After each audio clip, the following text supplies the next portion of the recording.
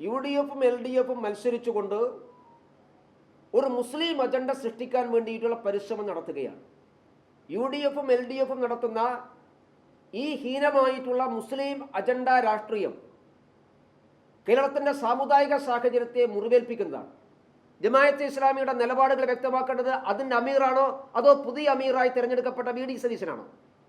ശബരിമലയിൽ സ്ത്രീ പ്രവേശനവുമായി ബന്ധപ്പെട്ടുകൊണ്ട് സത്യവാങ്മൂലം പിൻവലിച്ച് പുതിയ സത്യവാങ്മൂലം സുപ്രീം കോടതിയിൽ നൽകുക, അയ്യപ്പ ഭക്തന്മാർക്കെതിരായിട്ടുള്ള കള്ളക്കേസുകൾ പിൻവലിക്കുക എന്നീ ആവശ്യം ഉന്നയിച്ചുകൊണ്ട് ഈ മാസം 24-ാം തീയതി മുഖ്യമന്ത്രിയുടെ വീട്ടിന് മുമ്പിൽ അയ്യപ്പ ജ്യോതി തെളിയിച്ചുകൊണ്ട് ഞങ്ങൾ പ്രക്ഷോഭം ആരംഭിക്കും.